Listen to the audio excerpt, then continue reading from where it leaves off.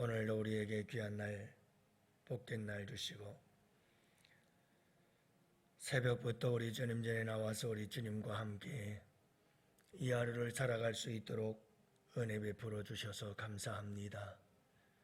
오늘 이 하루도 나 혼자라는 생각이 우리 안에서 사라지게 하시고, 아버지 하나님, 오늘 이 하루도 순례의 길을 걸어가는 우리의 인생길, 나 혼자라고 하는 생각은 불신앙이요, 나 혼자 살아간다는 것은 철저한 하나님을 배격한 인간적인 생각임을 잊지 말게 하옵시고, 나와 함께 계시는 우리 주님이 계시기에 오늘 이 하루도 외롭지 않고 넉넉히 이기며 승리하며 살아갈 수 있도록 주님께서 감화감동하시고 우리에게 믿음을 더하여 주시옵소서.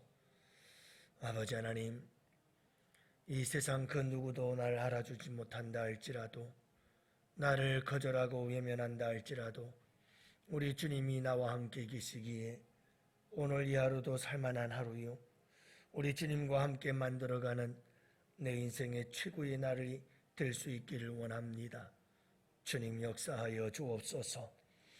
오늘도 우리 주님 손 꼭 붙잡고 우리 주님께서 내게 말씀하실 때에 그 말씀이 어떤 말씀이든 그 말씀은 날 사랑하신 하나님 아버지의 음성인 것을 잊지 말게 하여 주옵시고, 내 안에서 역사하시는 성령 하나님의 음성을 따라서 들을 귀가 있게 하시고 따라 순종할 수 있는 능력을 우리에게 허락하여 주옵소서. 아버지 하나님, 특별히 우리 주님께서 오늘 우리가 잘못된 길을 갈 때에 책망하고 꾸짖었다 할지라도 아버지 하나님, 서운해하지 아니하며 그 말씀이, 책망의 말씀이 생명인 것을 알아 아버지 하나님 말씀 따라 순종하며 바른 길 갈 수 있도록 주님께서 역사하시고 인도하여 주시옵소서. 이 한날을 온전히 아버지께 맡기오며 우리 구주 예수님 이름으로 기도합니다. 아멘. 우리 하나님 말씀 함께 봅니다. 잠언서 1장 23절부터 25절 말씀 함께 보십니다. 잠언서 1장 23절부터 25절 다 같이 함께 한 목소리로 하나님 말씀 받들어 읽습니다. 나의 책망을 듣고 돌이키라. 보라, 내가 나의 영을 너희에게 부어주며 내 말을 너희에게 보이리라.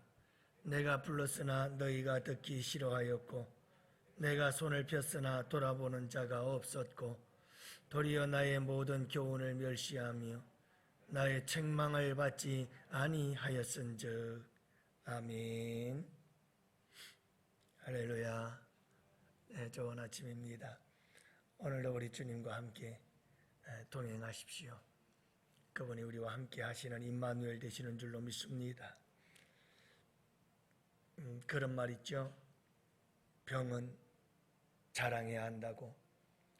우리에게 병이 있으면 그 병을 자꾸 얘기를 해야 우리가 그 병에서 뭔가 해결할 수 있는 해결책에 도움을 받을 수 있다는 말이죠. 오래된 이야기는 합니다만 2008년도 교수신문에서 한 해가 지나면 한 해에 있었던 일들을 통해서 사자성어 하나들을 선정하곤 하는데, 2008년 교수신문에서 올해의 사자성어로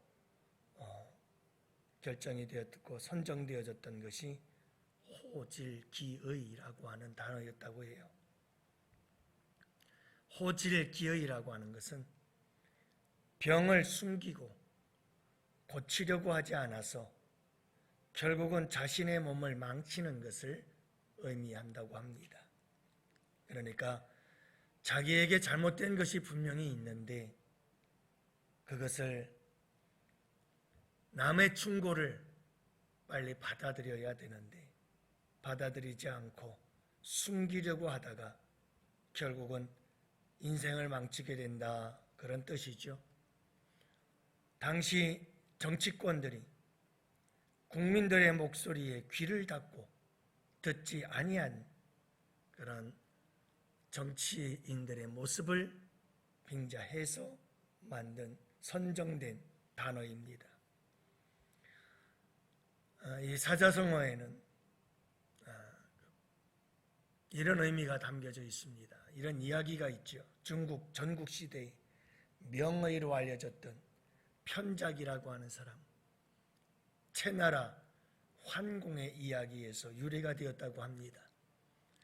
명의였던 편작이 환공을 보고 피부에 병이 들었으니 지금 치료하지 않으면 심해질 것이라고 말합니다. 환공은 자신은 병이 없어서 치료할 필요가 없다고 듣지를 않습니다. 열흘 후에 이 명의였던 편작은 다시 환공을 뵙고 이번에는 병이 살속까지 퍼져서 서둘러 치료하지 않으면 더 심해질 것이라고 말합니다. 하지만 환공은 역시 이를 무시합니다.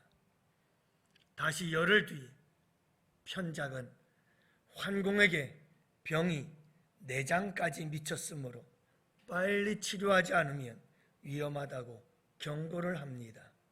하지만 환공은 그 충고를 귀 기울여 듣기는커녕 오히려 화를 내며 무시했습니다.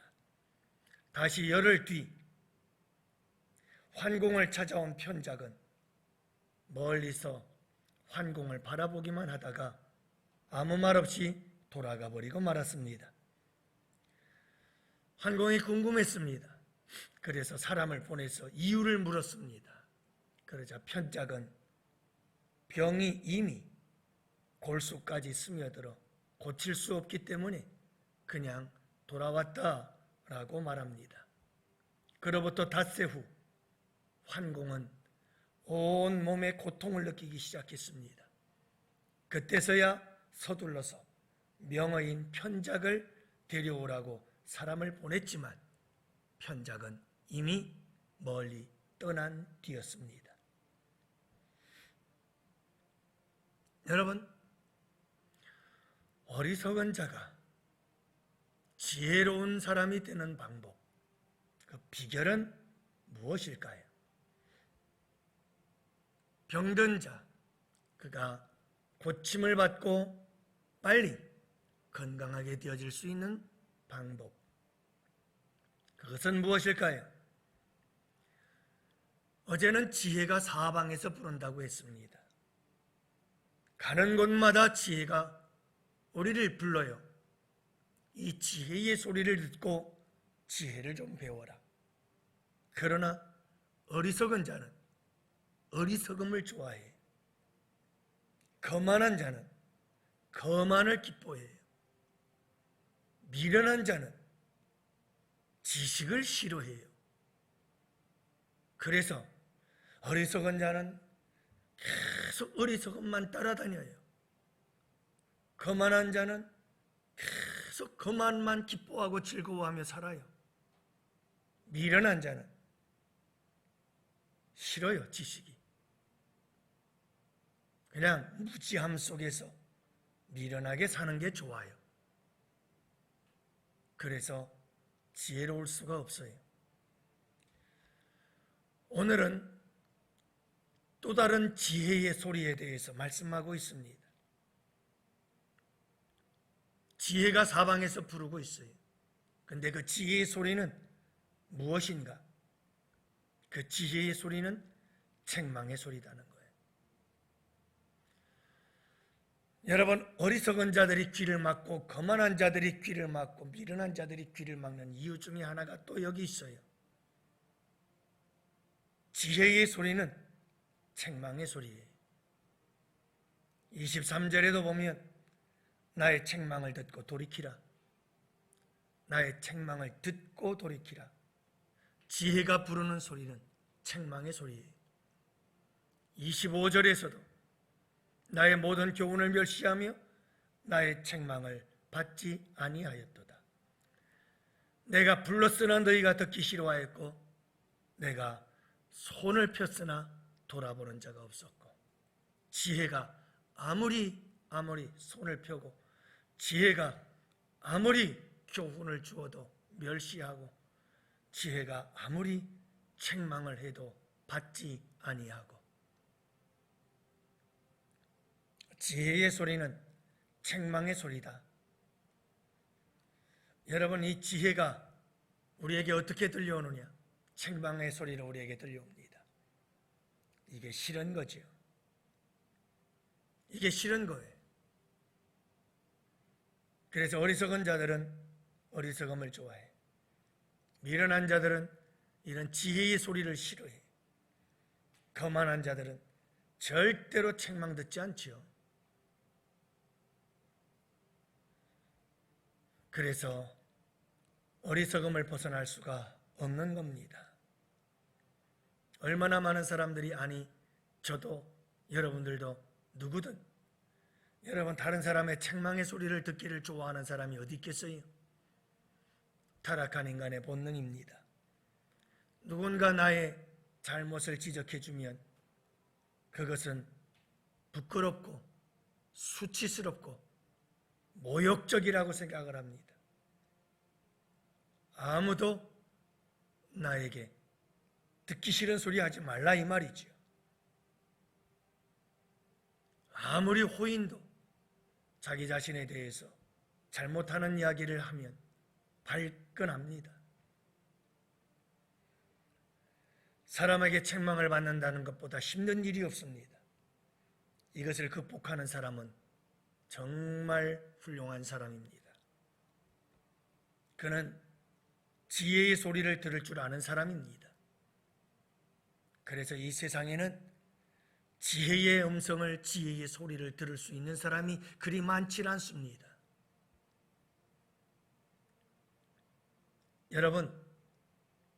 여러분들은 어떠신가요? 누군가가 나의 잘못된 부분들을 책망해 줄 때 그 책망의 소리를 들을 수 있는 준비가 되어져 있나요?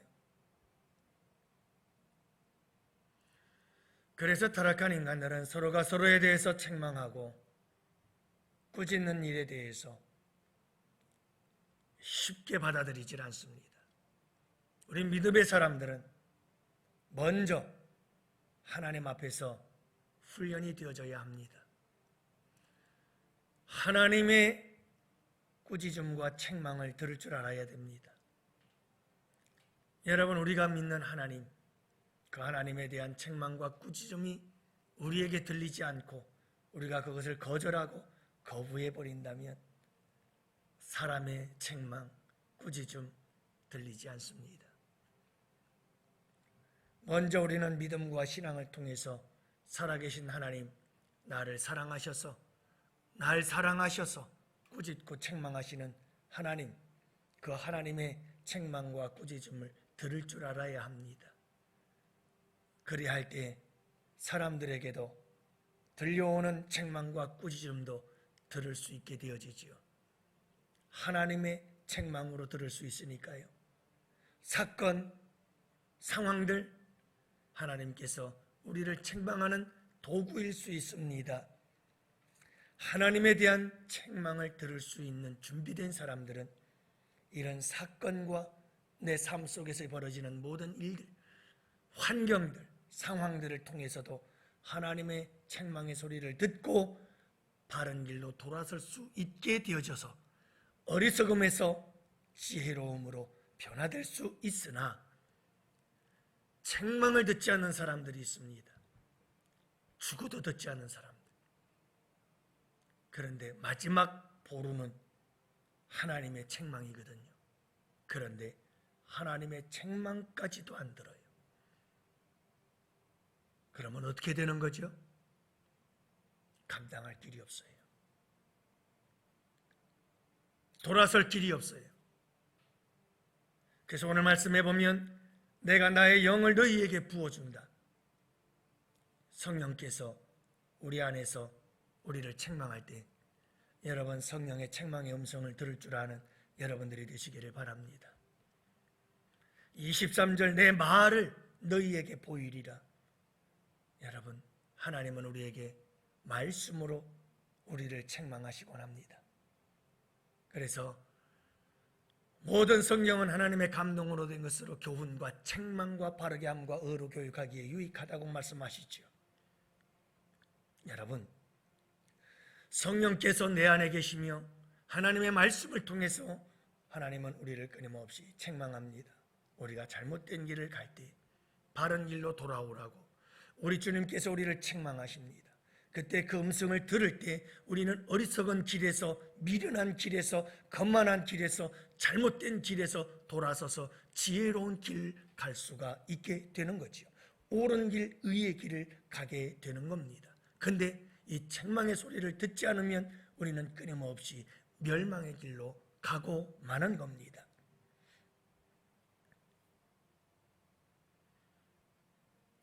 어떤 사람들은 하나님께서 책망을 하고 하나님께서 꾸짖어도 듣지 않고 계속해서 길을 갑니다.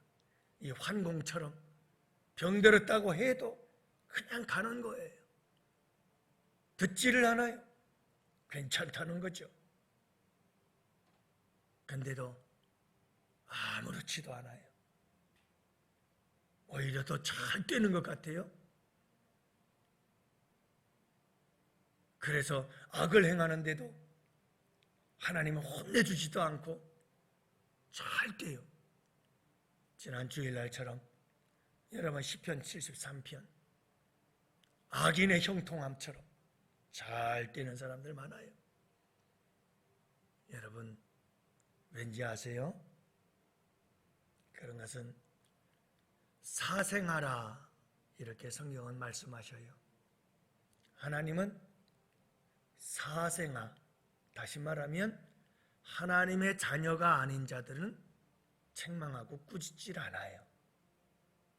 내버려둬요. 그래서 로마서에서도 보다 그렇고요.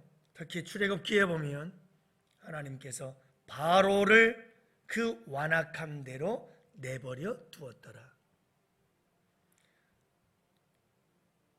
하나님께서 바로를 그 완악함대로 내버려 두었더라. 그 말씀이 계속해서 반복이 되어져요. 왜냐? 재앙을 계속해서 내리는데 바로가 그걸 받아들이려고 하질 않아요. 그 완악함대로 그대로 내버려 뒀다는 거예요. 여러분, 하나님이 택하지 않은 자들은 악을 행할 때 그대로 내버려 둬요. 하나님께서 책망하지 않아요. 하나님께서 꾸짖지 않아요. 그러나 사생아가 아니라 하나님의 자녀라면 반드시 하나님은 그를 꾸짖고 책망하셔요. 왜요? 그는 멸망의 길을 가고 있기 때문에 절대로 그 길을 가도록 내버려 둘 수가 없어요. 참고 또 참고 기다리고 또 기다리지만 반드시 주님은 어떻게 해서든 그가 바른 길로 돌아오게 하고야 말아요. 그래서 사랑하는 하나님의 자녀들에겐 책망을 하십니다. 그러나 하나님의 자녀가 아닌 자들을 사생아라 이렇게 부르는데요. 그들을 주님은 책망하지 않습니다. 그들은 멸망의 길을 가도록 그들의 길을 가도록 그냥 내버려 둡니다. 그러므로 책망은 우리를 향한 하나님의 놀라운 사랑입니다.